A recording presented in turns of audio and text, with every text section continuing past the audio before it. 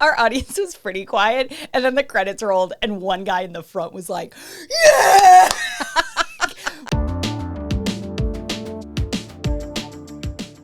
Hi, friends.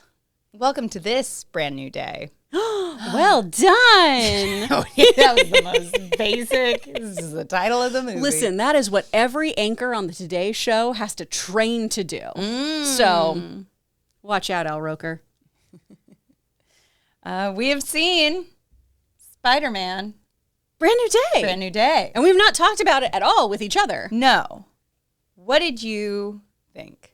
I really liked this. Yeah? Yeah, and I loved that I was so wrong, like 15 minutes into the movie, of being like, the one thing we talked about at the very end of our Spider-Man episode was just like, you know, and maybe all these villains are just like a montage at the beginning. And I was like, there it is. Sweet. Good. This worked out well. How did you feel about it? You know, I liked it.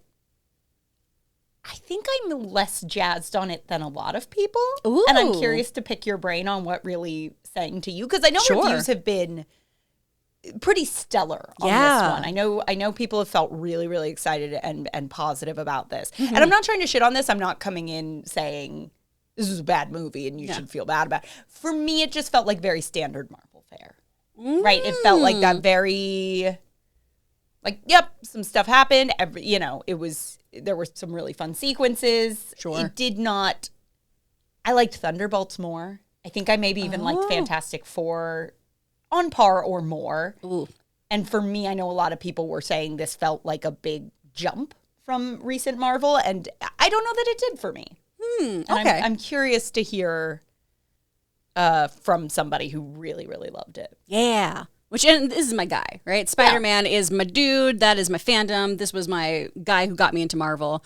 And I really enjoy Tom Holland as Spider-Man, I think he does a really good job. I think this is his best movie. I think he does a wonderful job here. I think he is the beating heart of this film. Of course, yeah. And like, it really, really just shows up in so many of these emotional moments that I think a different actor would maybe play the emotion instead of playing the action, playing the reality of it. And I think he does a really beautiful job in this too. Yeah.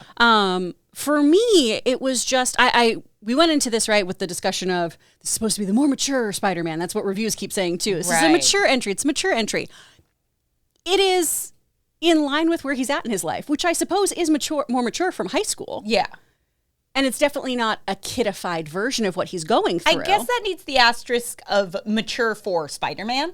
Yeah. Because I think I was expecting something almost grittier. And this might be an instance, I will fully admit, of I heard hype and I built in my head what I thought this movie was going to be. And I don't know that I'm completely giving it a fair shake as just what it was. Ooh, okay. You know, even to that end of, was I maybe expecting something more shocking or gritty or dark, where this is dark compared to other entries in the Spider-Man franchise. Yeah. But not a dark overall movie. Sure. I wouldn't say. Like, it's still pretty fun. Like, it's emotional. There are moments for sure. But it's also got a lot of levity and really good beats in it too, and genuinely good laughs, which I think that has been a Marvel problem of there's a lot of he's right behind me, isn't he? And I felt like a lot of the moments here actually were earned and worked, which was about nice. 50-50 on the humor, if I'm being honest. What didn't work for you, humor-wise? To me, it just felt like it didn't break that mold too much of the Marvel humor. Sure. It was charming. I found it more charming than funny. Okay.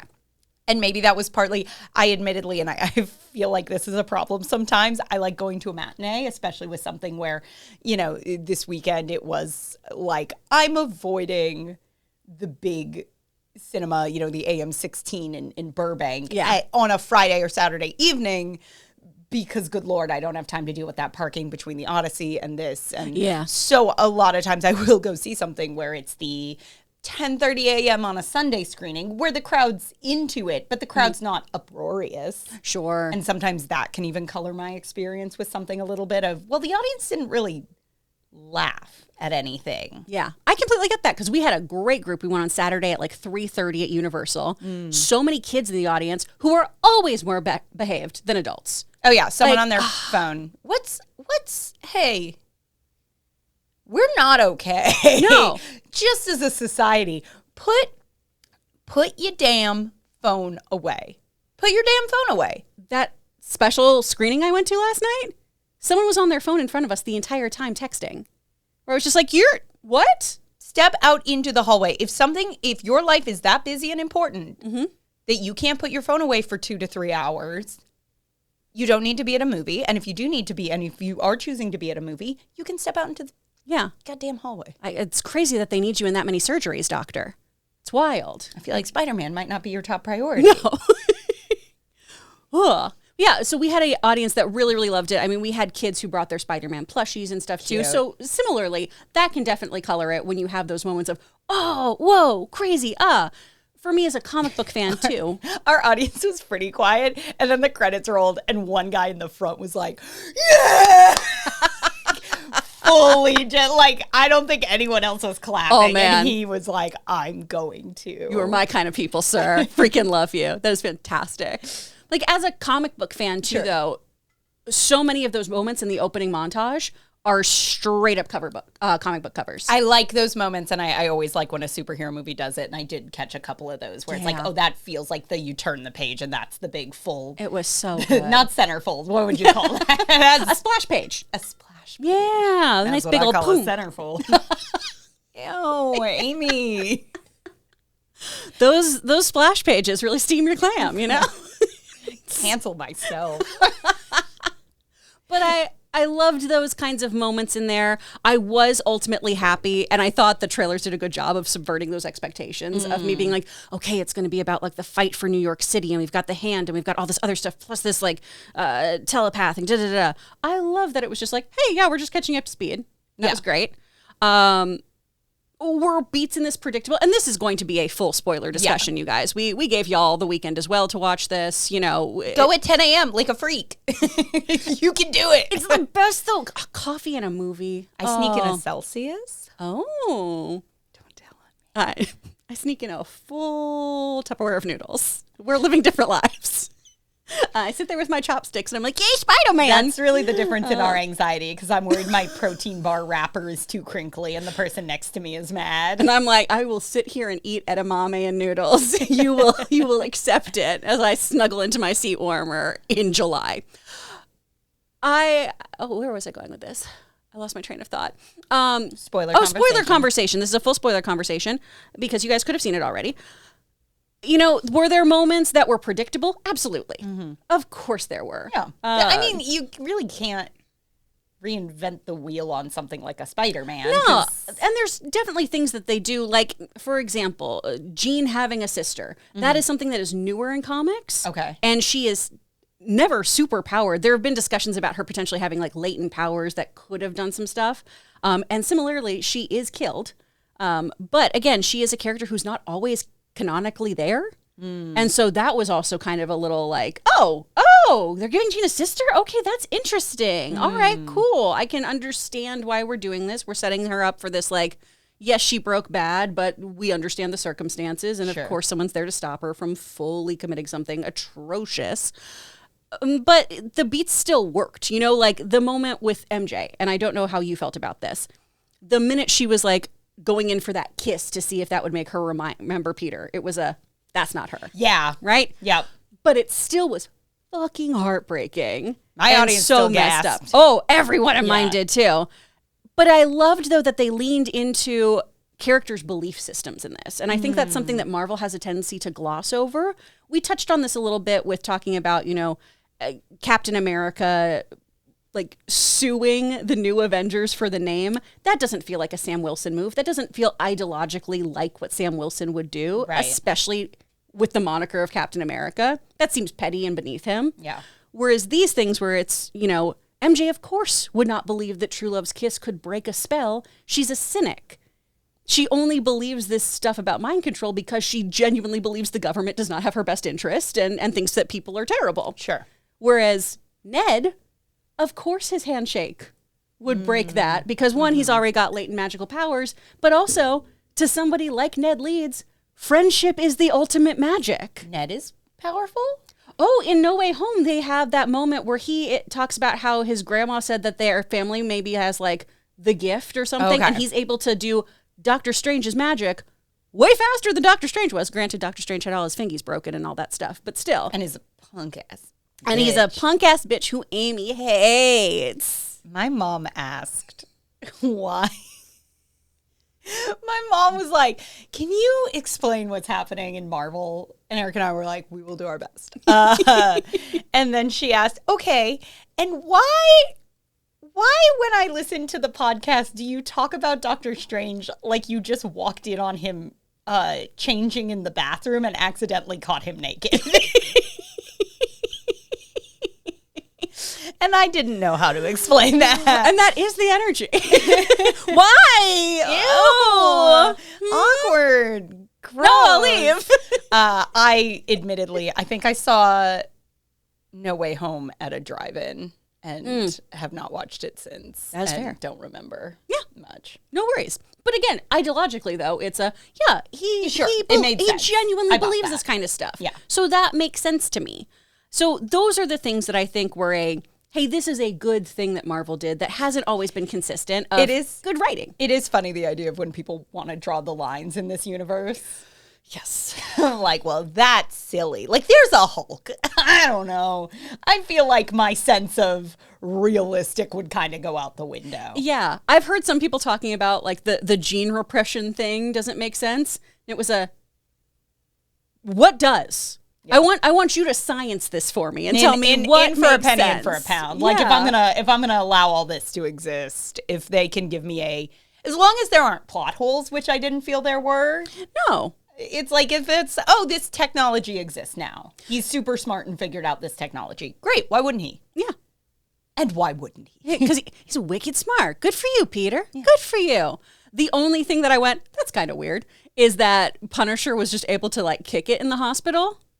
Because again, it was, Frank, but you murdered people. I don't know. If the police are like, hey, he's changed his tune a little bit, let him hang out with the kid. That was a little weird, but I'll allow it because that moment I thought was very, very sweet. That was fun. I liked him a lot in this. I admittedly don't know much about the Punisher, and about halfway through I was like, wait, so does this guy have any powers, or is he just a dude who's like that? And Eric was like, just a dude who's like that. Yup. 100%. Okie dokie. Yeah. Just cooking chili and setting up bombs. Very, very charming. I liked him a lot. He was great in this. Yeah. And I thought they had such great chemistry. I think that, obviously Tom Holland and Zendaya have great chemistry too. But that moment behind the curtain and everything I thought was so charming and really lovely.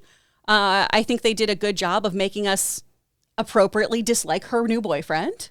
He had like 2 lines. Yeah, where it's just like, fuck this guy. You kind of suck. There's something about you that I don't like. And everything she says about you makes me really not like you. That solidified it nicely. Yeah. It was funny with the Punisher. I feel like Marvel went, we can say shit as much as we want. Joe? How about? Let's do this. Let's go.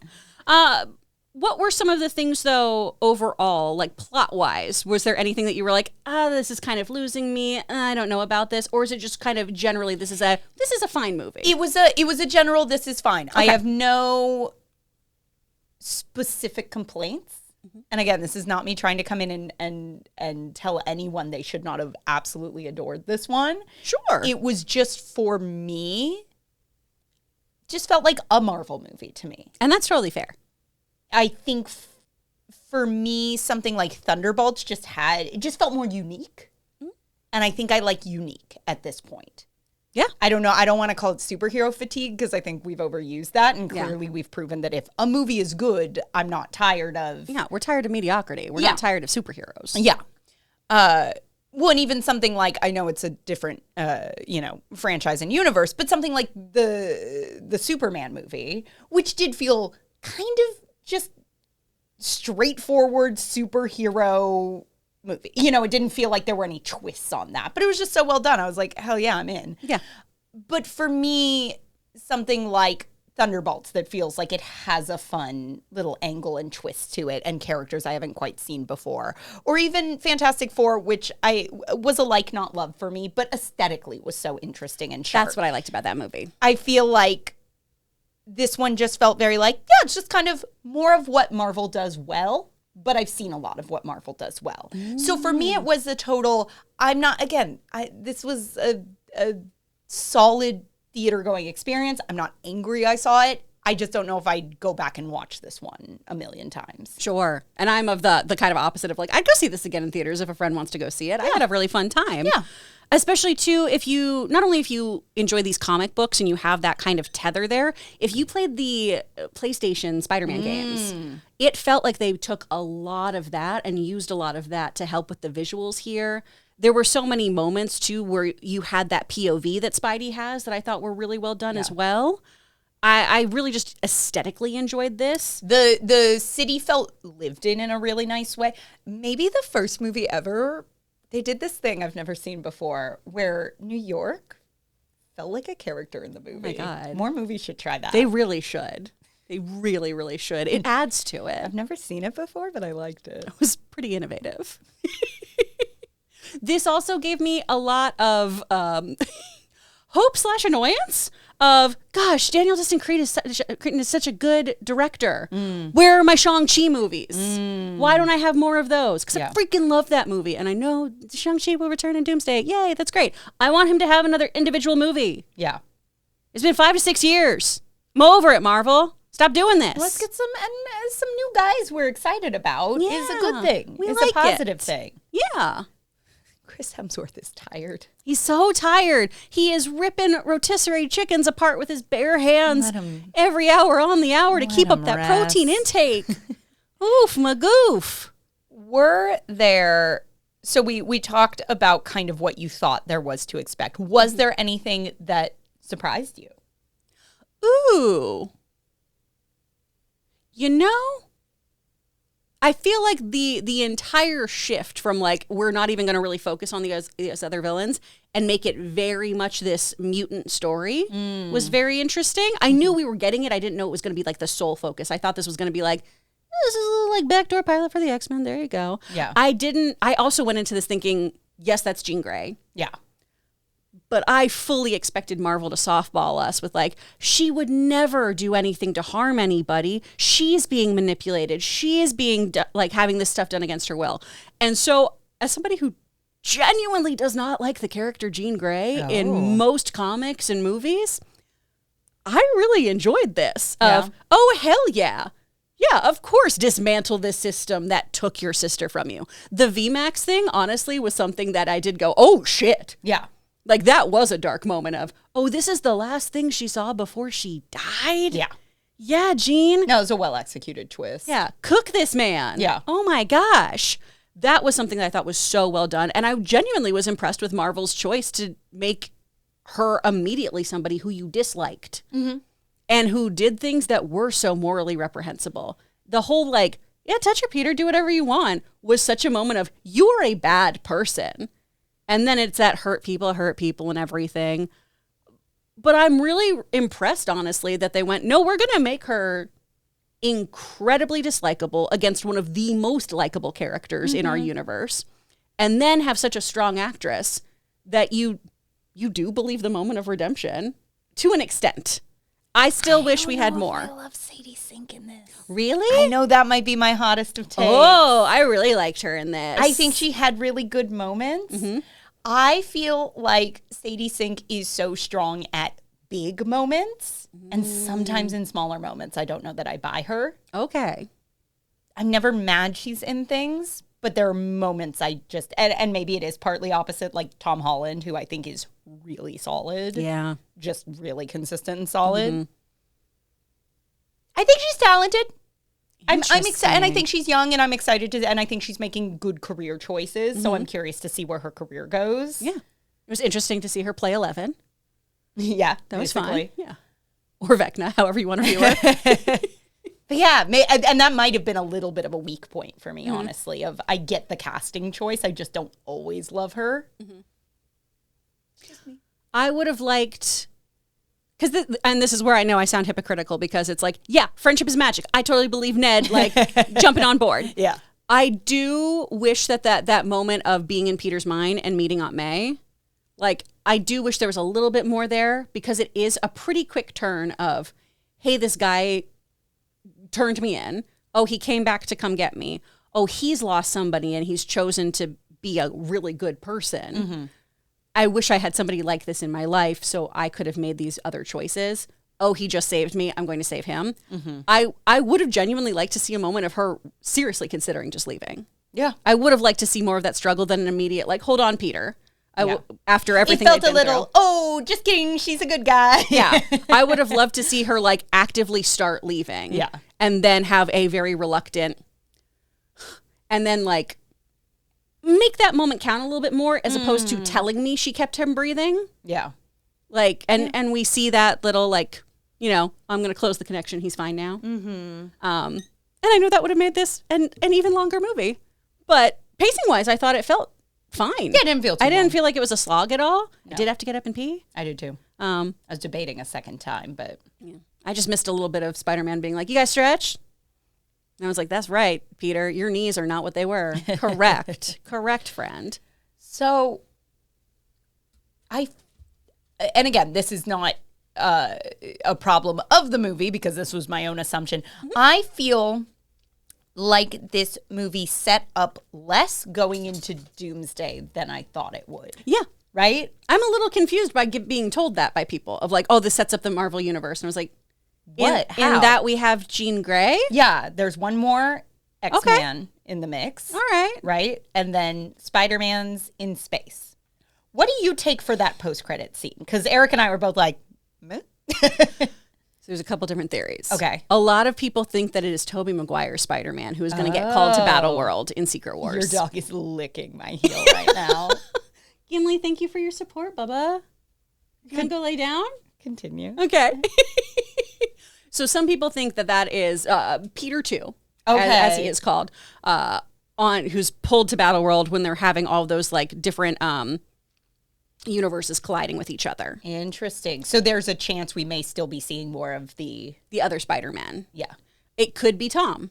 It could be Andrew. 'Cause Andrew Garfield in interviews too. People have done so people are saying that Spider-Man's going to be in this, and he's just like, I don't know. And he's why I don't trust or love anyone. Because for years he was like, I'm not in another Spider-Man movie. I'm not in it. And then trust makes sense. Love feels. It's why I love no one anymore. Not a single person. No, I do. It just sounds more impactful if I say I trust and love no one. Okay, interesting. So we may be getting more Spider-Mans, or it could be Tom Holland Spider-Man. Yeah. It could be any of the Spider-Men, or it could be our Spider-Man. But that's basically all we got on the setup front. Yeah. My favorite thing I've seen reacting to that is that post-credit could have been an email. A little bit. I assumed we were at least going to get Jean Grey rolling up to the school. Institute. Yeah, for sure. Because that was clearly her going to be with the X-Men. That's what I would think. I mean, I know she's on the run, but I think this was a perfect opportunity, though. Because that's in upstate New York, right? Yeah. I think this would have been a lovely moment of...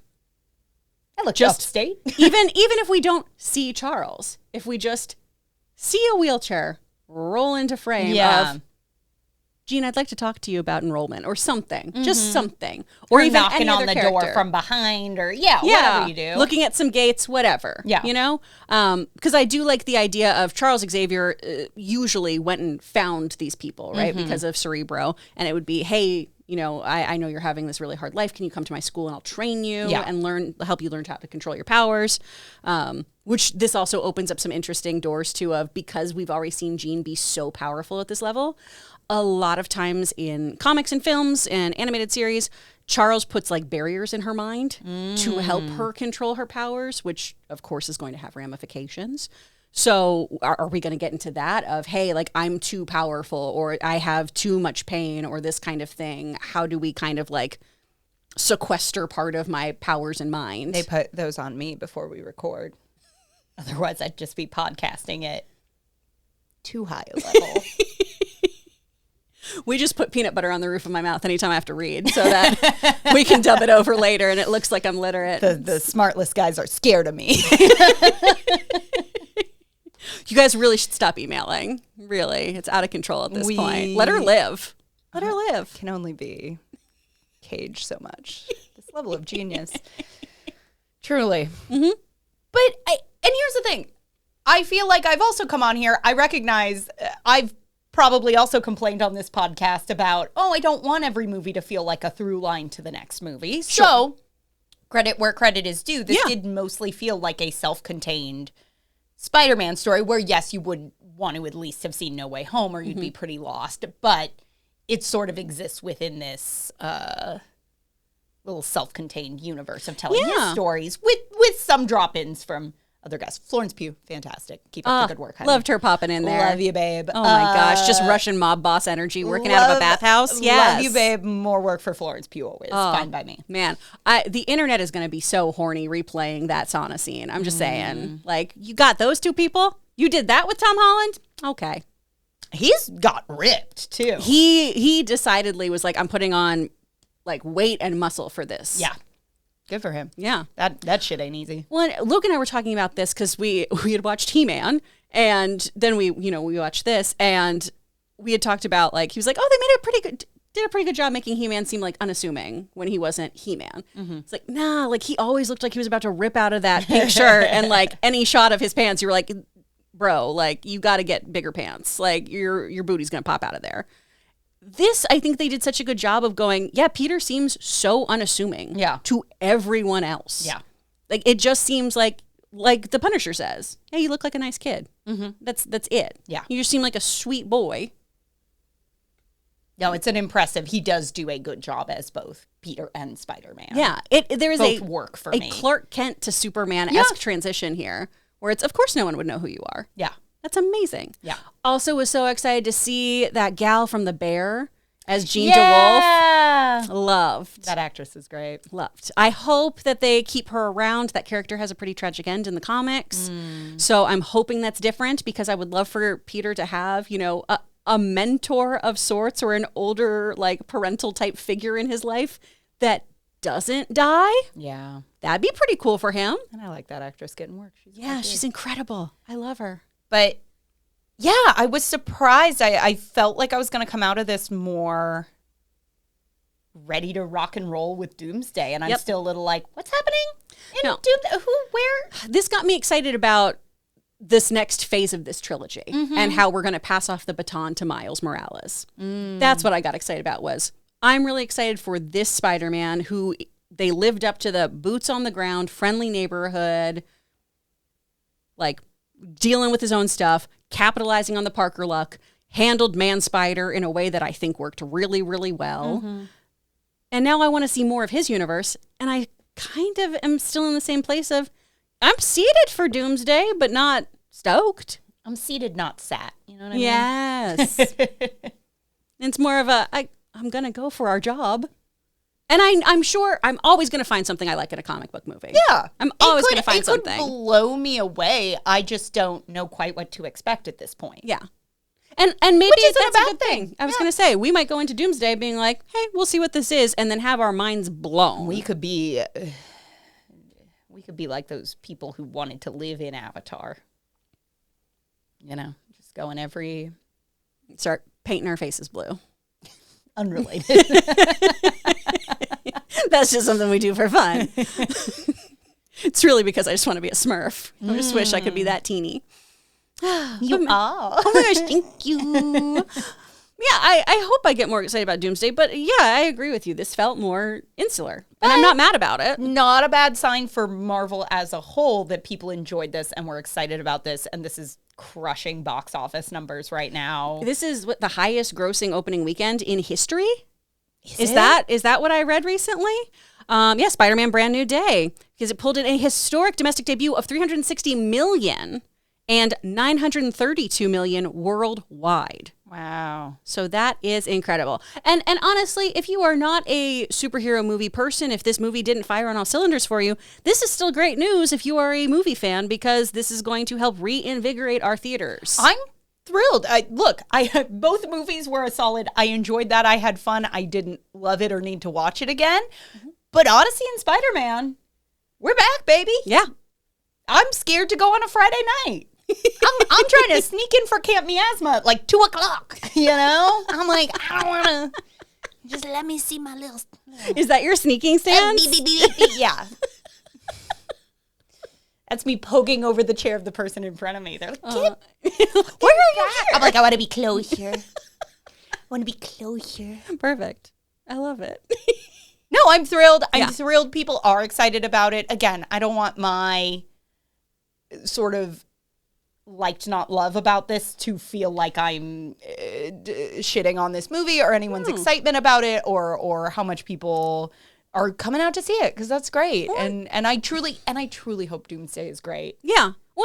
Truly. This not sucking makes me more excited for Yeah. Doomsday, like in and of itself. This being, oh, that's good. Marvel can do some good, exciting moments. They have a good cast and they know how to work with good people. Well, and truly, just to blow some smoke up your ass for a second here, Amy. This is one of the things I appreciate about you working on this show with you is there is a tendency, and we've talked about this before, of people who are in a more like critics kind of lane to love something or loathe something. Sure. And there's Well, really the internet no, as a whole. exactly. And I'm there's so no tired room for of nuance. this has to be the best thing that's ever created, or it's cringe and it's dog shit, Yeah. and it's totally fine to walk out of a movie and go, I had a lot of fun watching that. I liked it. I think there's good things in it, and I understand why people were really excited about it. It didn't fire on every single. I wouldn't even say didn't fire on every single cylinder, because there were, again, I don't really have like notes or complaints. It just wasn't a personal favorite. Yeah. Well, this is tangentially. Top Gun Maverick was a movie that I saw and went, this is a very well done film. Yeah. Objectively, this is really great filmmaking. Subjectively, I don't need to see this again. Yeah. And when I said that, people lost their minds and were like, Chris Carr hated this movie. She doesn't like this kind of. And I was like, well, yeah, we can call a spade a spade. I don't really gravitate towards these kind of films. Sometimes they don't things speak to me. are just a 7.5 out of 10 for you, and that is That's okay. cool. And listen, as a mostly C student during my high school career, I'm okay with those numbers. I'm okay with that placement. So I think it makes it much more believable whenever you give a review, when you give a review like this hey, it was a movie and I was there and I had a me good not time. loving something you loved is not an affront to you personally. Exactly. It doesn't take away your love in any way, shape, or form. Yeah. Unless you text it in the theater. Yeah. And then I hate you. Or if and you... then I will meet you in the fucking Chili's parking lot. You know what I mean? Square up. 2 marks deep, throw down. I've only paid $5. And I'm ready to fight. I also will fight you if you saw me post this on socials. The grown men next to me, the men who are probably around my age, just threw their popcorn and sodas on the ground when they got up to leave. What's wrong with you? Who raised you like that? First of all, pass me that popcorn. I will finish it. Right? I was like, you take that home, sir. You take that home and you finish it and you put it in a Tupperware. All right? In this economy, I'm going to eat that popcorn later. But so rude. Yeah. So rude. Be nice to theater workers. Don't text during films. It's Yeah. not hard. Be a human being. 100%. Be a human being on the earth with other human beings. Because as I've said, every time I ask someone to put their phone away, they look at me like they are shocked they were perceived. Absolutely. You are in a shared space. That is the beauty. That is the magic of theater. But that does come with rules. Exactly. You can't walk out of a Spider-Man movie where we see May Parker's gravestone saying, when you help somebody, you help everybody. And when you see Peter Parker doing all of that goodness and then you decide to behave that way, not only do I question you, I question your media literacy. What'd you just watch? Aunt May would never. She never would. Ugh, Marisa Tomei? She would turn that phone off. She wouldn't even set that on She'd silent. take it from you. She'd be like, I'm going to turn. She turns her own personal cell phone off. All the way off. And She yours, know- she puts in a Diet Coke. She sees you texting a movie, she'd give you 2 warnings, and then plop. I would, if Marisa Tomei put my cell phone in a Diet Coke, I would thank her. I'll tell this story for generations. Oh my God, it's happening. But guys, let us know what you thought about Spider-Man Brand New Day. Did this fire on all cylinders for you? Did this get you excited about what's to come? Or was this just kind of okay? Was it something that you just didn't vibe with at all? Let us know. We'd love to hear from you because movie opinions are subjective, so let us know yours. And remember, opinions are like assholes. Everyone has one, but yours doesn't have to make you be one. So I smack my mic. And if Marisa Tomei put your phone in a Diet Coke, would you thank her? That's all I got. You can always find us on social media at Two Filthy Casuals Pod. Please do like, subscribe, rate, review. It really does help. We are always on YouTube and your podcatcher of choice. And please make sure you join us over on the Patreon if you want more content. 2 episodes every single month for just $5 a month. Become a Filthiest Casual. Join the party. Yeah. And thanks for being here. Until next time, I'm Amy Newman. I'm Chris Carr. And if you followed this fandom, you'd be home by now. Bye. Bye.